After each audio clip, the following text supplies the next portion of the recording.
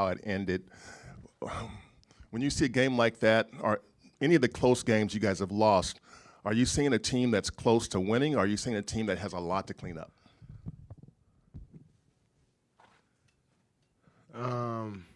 Both. Both. I think, you can see guys taking the next step. JK taking the next step. Moses taking the next step. JP taking the next step.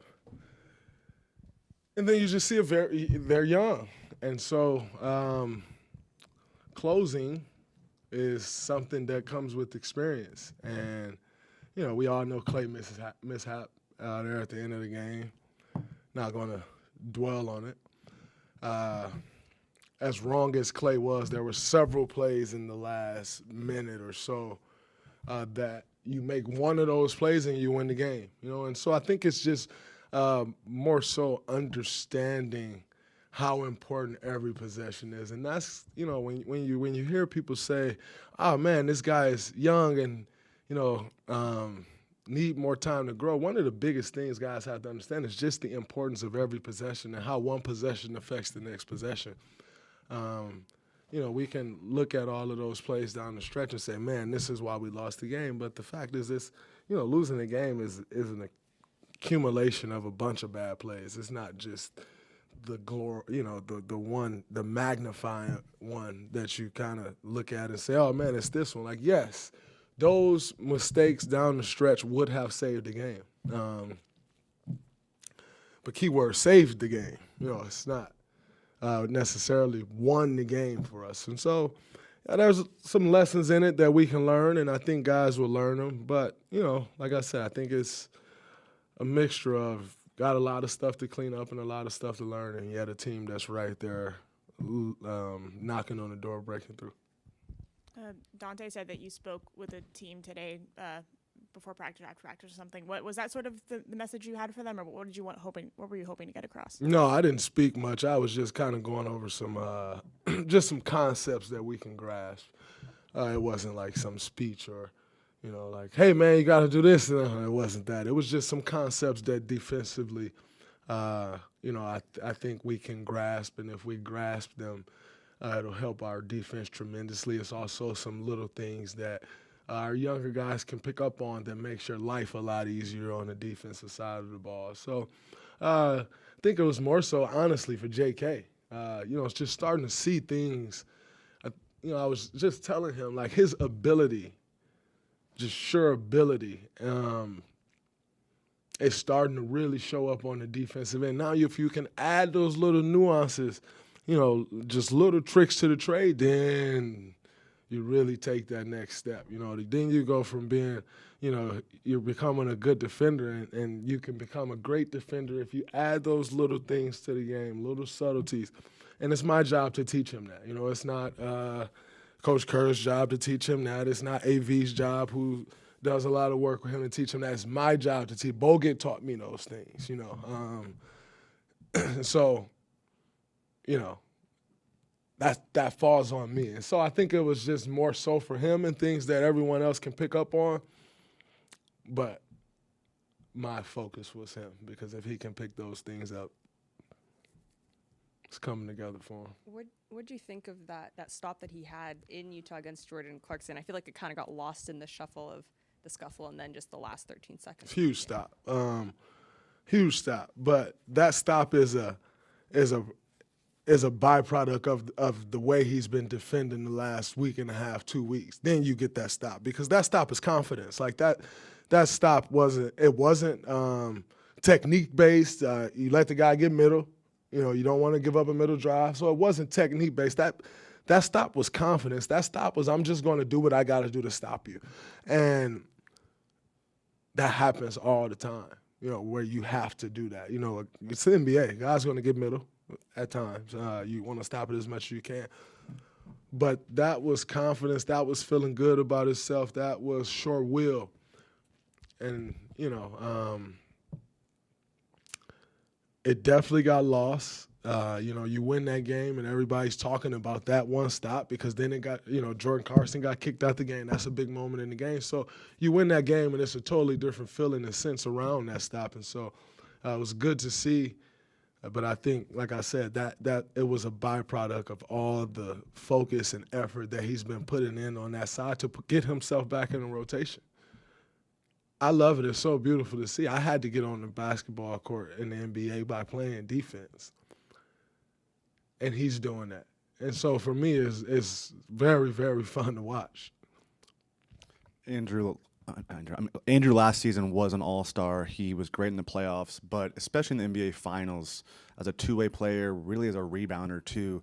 Do you think that showed kind of the outside world what he can be in the short term and how important he is for you guys in the long term as well? 100%. I think, you really just saw him really affect the game in so many different ways. He's always affected the game offensively, whether it was here in Minnesota.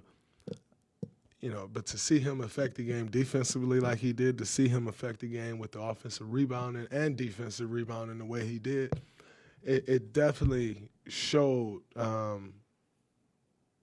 what everyone has thought he could become. And, he's put that work in and built that confidence to become that and, committed himself to the process of doing that.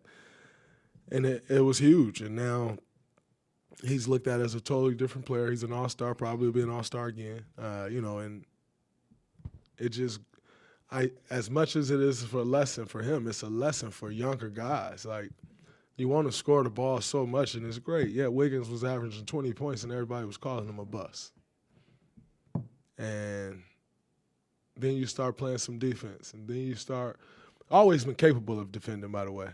But then, you make it a point to be a really, really good defender, and then, you start rebounding the basketball, and you're affecting winning, and then all of a sudden you're an all-star. So I think it's – as good as it is for him, it's more of a lesson to younger guys. Like, you got to affect the game in different ways.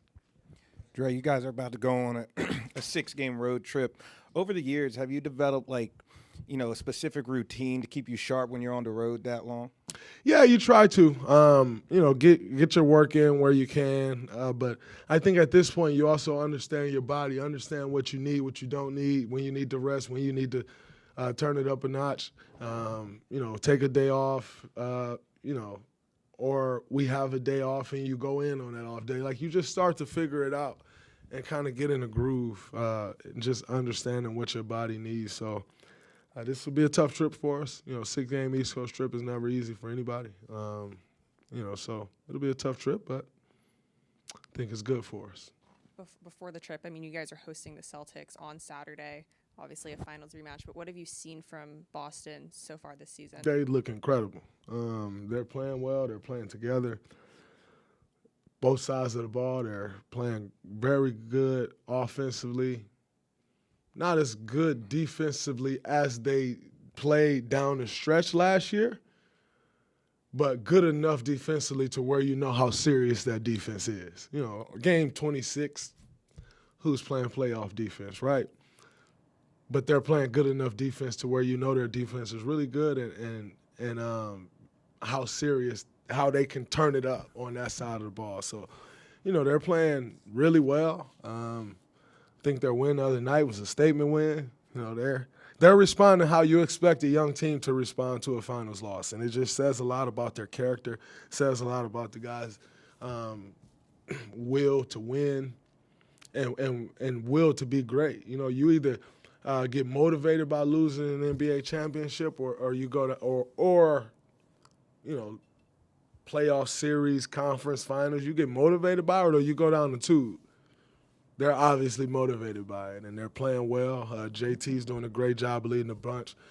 Jaylen Brown has taken another step this year. It's like he gets better each and every year, which is impressive. It just says says a lot about his work ethic. So, and then I think Adam Brogdon, has really helped them a ton. So they're playing good basketball, and, they'll be tough to beat tomorrow, but it is what it is.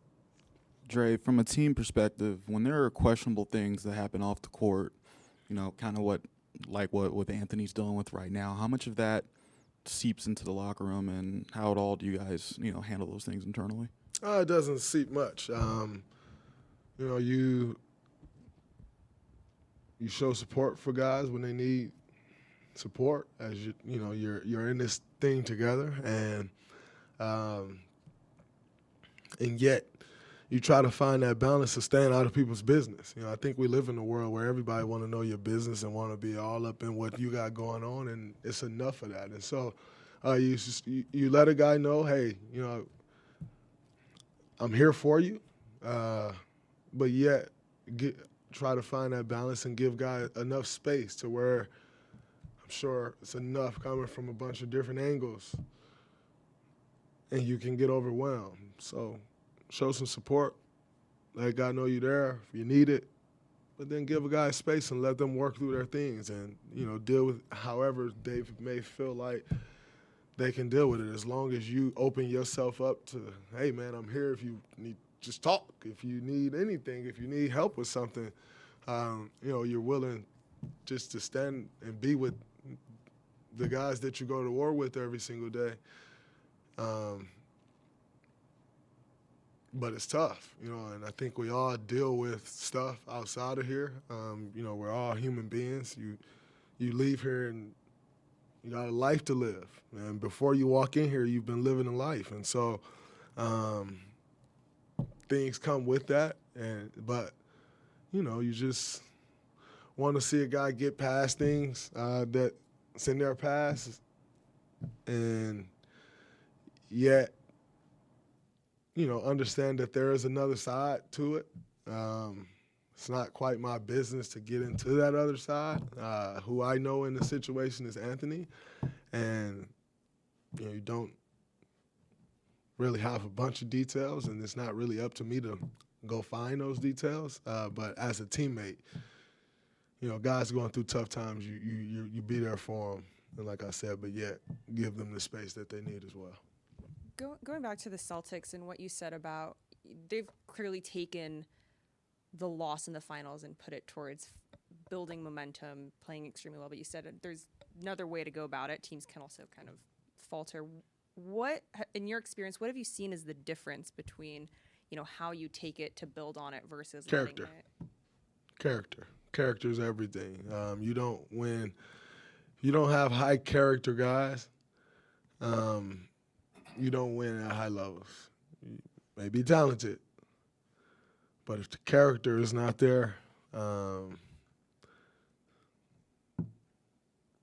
will to win is not there, it never works. You may think it's going to work. It may look like it may possibly work. It'll keep looking like it's possibly going to work. So I think it is the character. And you look at those guys over there, they have high character guys. JT is a high character guy. Jaylen Brown's a high character guy. Marcus Smart's a high character guy. Al Horford's a high character guy. Malcolm Brogdon's a high character guy. Blake Griffin's a high character guy. Grant Williams is a high character. They have high character guys. And so you'd expect them to respond the way that they have responded. But I think that's everything. You see teams every year that got talent and don't quite have that character, and they don't quite win. Two questions. One, how was the ceremony last night? It was incredible. For me, I was sitting there at that table in tears, man, just like at a random moment, because I took my son with me, and it was so special for me to sit there and listen to those stories and know and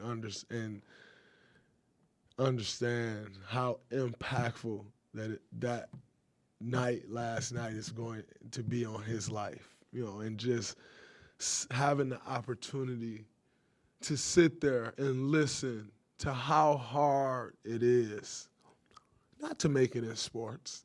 That's just their journey. And that's what last night was about. It's about the journey to get to that stage. But you can apply that in your life. I can apply that in my life. He'll be able to apply that in his life and across the board. And so for me to sit there and witness my brother get sports person of the year was incredible, well-deserved, long overdue. To share that moment with my 5, soon-to-be 6-year-old son and always speaking to him and about being great and how to chase greatness and the process.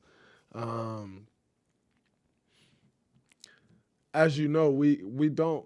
Our parents can tell us a lot. As a child of my mother and father, your parents can tell you a lot, and you just don't quite hear it all the time, as if they don't know and haven't been through it. And so I understand I'll get some of that. But for him to sit there and listen, and then for Steph to say to him, DJ, it means so much to me for you to be here tonight, and him to go home and say, Steph said it meant so much for me to be there with him tonight. Those are moments that I can't buy those moments for him. You can't put a price tag on. So it was a special, special night for me for that reason. And then, like I said, most importantly, to see Steph get what he deserves. And like he said last night, that's not a award that you expect to get. Like, you don't go this year striving. Like, I can't go in this season. Like, by the way, I'm going for Sports Person of the Year for sports. Like, it just don't work like that, you know. And so that's not something that, like, okay, that may be a goal of yours one day. Like, one day I want to do that. But, like, there's no roadmap to that. Like,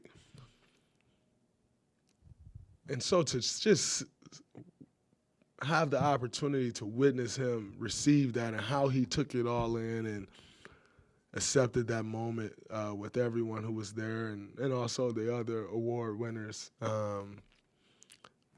it was special. It was special. I keep, as I get older, man, I'm getting more emotional. I be crying and shit about a lot of stuff. I did not know that, by the way. I found out last night. I was doing an interview on the red carpet, and I was talking about it being long overdue for Steph, and they was like, yeah, well, now he's a two-time. And I'm like, whoa, I totally missed that. And then I found out it was the team, and I completely missed that. So, because, you know, I would have celebrated like it was my award, like Steph got it last night. So it's pretty dope to know, though. Now if somebody could give me a plaque or something so I could hang it on my wall and act like it was all me, it'd be great. They'd give me a replica of that trophy or something. I could put it in my man cave and tell my son, DJ, you were really young, but I got this award too. It'd be incredible. The other question I have is less relevant in the grand scheme of things, but when you go back to what you guys lost in 2016 in the finals, what was your mentality coming into camp that year after that loss? I know you guys bring in a new team, KD, and the other guys showing up, but what was the mentality like with that in the background? To go make it right, to go redeem yourself, to never feel that feeling again. It was such an awful feeling to go all that far and then lose.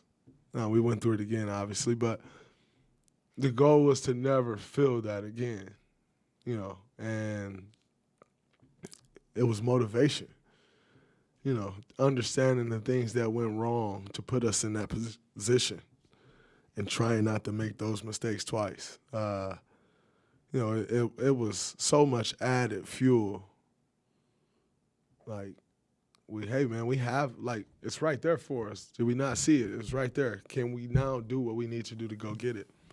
And it really lights a fire, like I said. Or if you don't got character, it dims really fast. But I think we're a pretty high character team, and it really, really drove us. And then obviously KD coming in, you want to prove that works. You know, you want to not only prove to the world that works, but kind of validate to him that he made the right and good decision, you know? So there's a lot of factors going into that 2017 year for us. Cool. Thank you. Appreciate that.